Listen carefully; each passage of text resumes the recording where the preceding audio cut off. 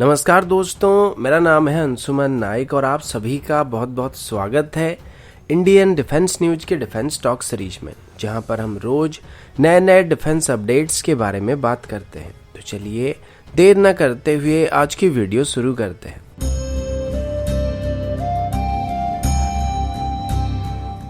आज की पहली अपडेट अटैक हेलीकॉप्टर की फ्लीट को लेकर। आज से अगर कुछ साल पहले की बात करें तो भारत के पास इतनी अच्छी अटैक हेलीकॉप्टर की फ्लीट मौजूद नहीं था और यहाँ तक कि पाकिस्तान के मुकाबले भी हमारी अटैक हेलीकॉप्टर की फ्लीट काफी कमजोर थी। लेकिन अभी की बात करें तो अभी भारत के पास अच्छे खासे अटैक हेलीकॉप्टर की फ्लीट मौजूद है।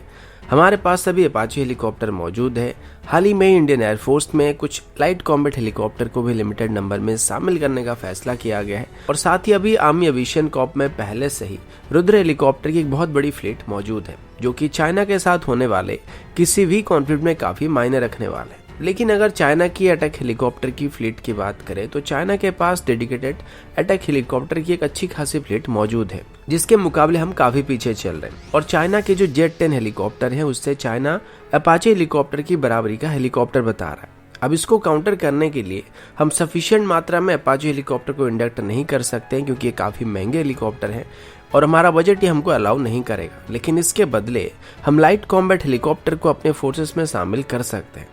अब यहाँ पर एक ट्विस्ट है, क्योंकि भले ही चाइना के jet 10 helicopter weapon carrying capacity के हिसाब से लाइट कॉम्बैट हेलीकॉप्टर या हमारी रुद्र हेलीकॉप्टर को पीछे छोड़ सकते हैं, लेकिन इसकी एक मेजर प्रॉब्लम यह है कि इसमें चाइना की तरफ से जो इंजन का इस्तेमाल किया जाता है वो हाई अल्टीट्यूड में ऑपरेट नहीं कर सकता है और ये जेट 10 हेलीकॉप्टर को सफिशिएंट मात्रा में पावर को डिलीवर नहीं कर पाता और अभी मिनिमम पेलोड के साथ भी लाइन ऑफ एक्चुअल कंट्रोल के करीब जेट 10 हेलीकॉप्टर को ऑपरेट करने में दिक्कत आ रही है। और इसकी सर्विस अवेलेबिलिटी की बात करें तो ये 35% के आसपास है, उससे भी कम बताया जा रहा है। वहीं पर अगर भारत के हेलीकॉप्टर की बात करें तो हमारे अपाचे हेलीकॉप्टर से लेके लाइट कॉम्बैट हेलीकॉप्टर या रुद्र हेलीकॉप्टर भी लाइन ऑफ एक्चुअल कंट्रोल के करीब फुल वेपन लोड के साथ ऑपरेट कर सकते हैं। और भारत पहले से अपने हेलीकॉप्टर को हाई एल्टीट्यूड में ऑपरेट करने के लिए डेवलप कर रहा था, जिस वजह से इनमें काफी ज्यादा पावरफुल इंजन का इस्तेमाल किया था, जिस वजह से ये आराम से 6500 मीटर की ऊंचाई में वो ऑपरेट कर सकते हैं। भले ही चाइना के पास यहाँ पे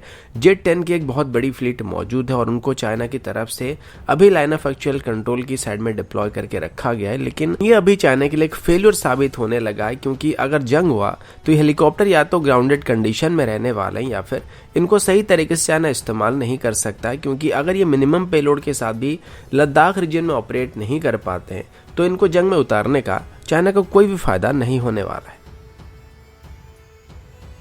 अगला update close in weapon system या फिर एक एंटी ड्रोन सिस्टम को लेके है। आप सभी को पता होगा कि भारत की जम्मू एयरबेस के ऊपर ड्रोन की मदद से हमला करने के बाद सुअर लोग अभी फिर से भारत में ड्रोन की मदद से हमला करने की भरपूर कोशिश कर रहे हैं और पहले भी पाकिस्तान की तरफ से ड्रोन की मदद से जम्मू कश्मीर में हथियार और गोला बारूद को भी बॉर्डर के उस पार से इस बार मौजूद सुअरों को सप्लाई करने की कोशिश किया जा रहा है। अब इसी बीच पिछले कुछ महीनों से एंटी ड्रोन सिस्टम को हासिल करने की भी कोशिश किया जा रहा था, लेकिन एंटी ड्रोन सिस्टम काफी महंगे सिस्टम होते हैं जिनको एकदम से खरीद कर डिप्लॉय नहीं किया जा सकता और इसमें थोड़ा टाइम लगने वाला है। हालांकि अभी हम लोग कई सिस्टम को खरीद कर इंडक्ट करने की कोशिश कर रहे हैं, लेकिन इसमें अभी थोड़ा वक्त लगने वाला है। लेकिन इसी बीच कुछ दिन पहले एक रिपोर्ट सामने आया था जिसमें बताया गया था कि आर्मी की तरफ से अभी अपने पुराने L80 गन्स को modern electro optical sensor, fire control radars और कंप्यूटर से इक्विप करके एक नई तरीके की एंटी ड्रोन सिस्टम को बनाया जा रहा है, जो कि मे भी एक बहुत ही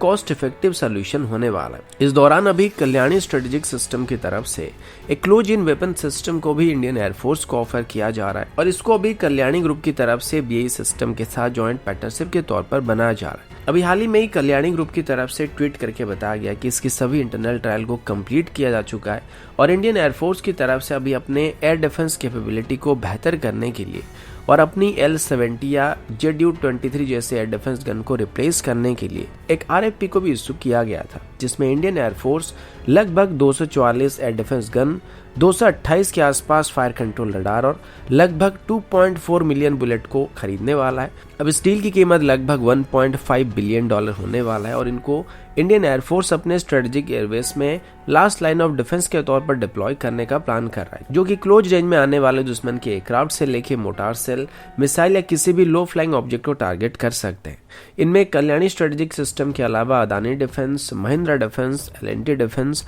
टाटा एडवांस सिस्टम और रिलायंस डिफेंस भी पार्टिसिपेट करने वाले हैं। लेकिन फिलहाल के लिए सिर्फ कल्याणी ग्रुप की तरफ से ही अपनी क्लोज इन वेपन सिस्टम को ऑफर किया जा रहा है, जिसकी इंटरनल ट्रायल कंप्लीट हो चुका है।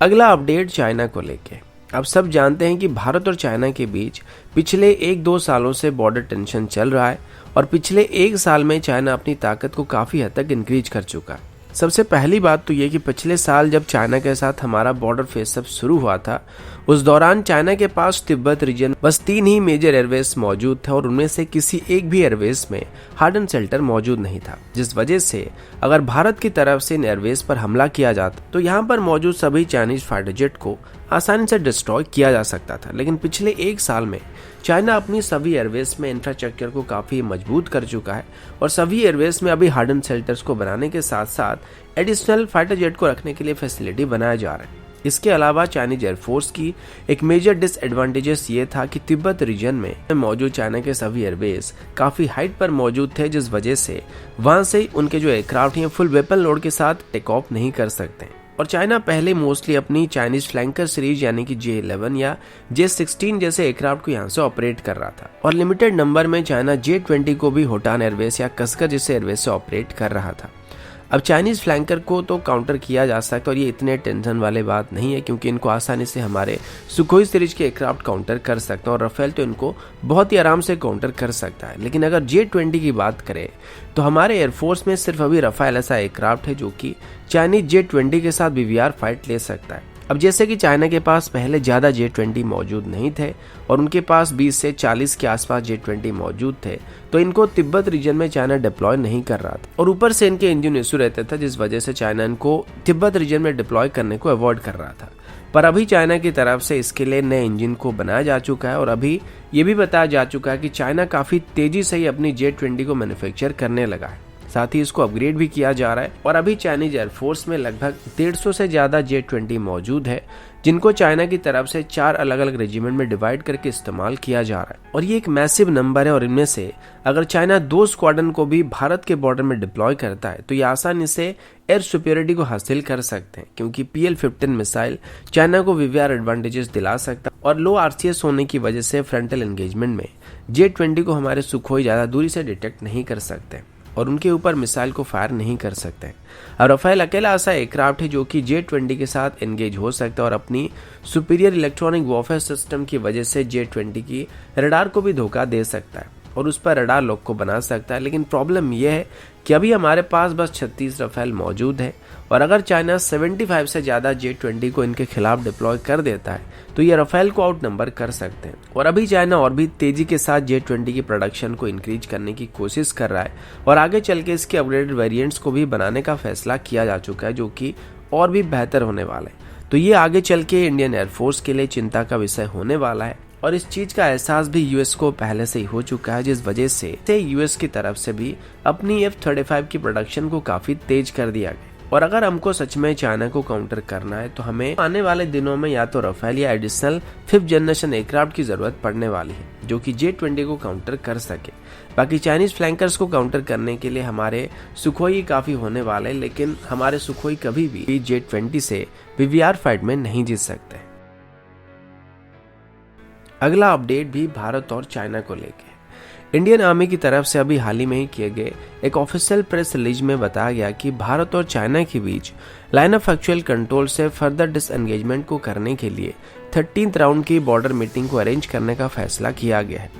इस मीटिंग को कल अरेंज करने का प्लान किया गया है और इसको कल सुबह के लगभग 10:30 बजे के आसपास मोल्डो गैरिसन के पास अरेंज किया जाएगा और इस दौरान भारत और चाइना के बीच बाकी सभी फ्रिक्शन पॉइंट से ट्रूप्स को पीछे लेने के लिए डिस्कशन किया जाएगा। जो आखिरी बॉर्डर मीटिंग हुआ था उसको 31 जुलाई को अरेंज किया गया था और उस दौरान गोगरा सेक्टर से डिसएंगेजमेंट को करने के लिए बातचीत किया गया था, लेकिन अभी डेप्सैंग प्लेन से डिसएंगेजमेंट को करने के लिए बातचीत होने वाली है। अब यहाँ पर एक प्रॉब्लम यह है कि जब एक तरफ हम चाइना के साथ बॉर्डर मीटिंग को अरेंज करने की कोशिश कर रहे हैं और वहां से ट्रूप्स को पीछे लेने के लिए डिस्कशन करना चाहते हैं, दूसरे तरफ चाइनीज सोल्जर अभी पिछले 2 महीनों के अंदर ही 2 जगह में लाइन ऑफ एक्चुअल कंट्रोल को पार करके घुसने की कोशिश कर चुके हैं, जो कि तनाव को और बढ़ाने का काम कर रहा है। अब इंडियन आर्मी की तरफ से बताया जा चुका है कि अगर चाइना अभी लाइन ऑफ एक्चुअल कंट्रोल से पीछे जाने के लिए राजी नहीं होता है तो भारत की तरफ से भी अपनी डिप्लॉयमेंट को जारी रखने का फैसला किया गया है। तो दोस्तों, अभी के लिए इतना ही। मिलता हूं आपसे अगले वीडियो में, तब तक के लिए जय हिंद, वंदे मातरम।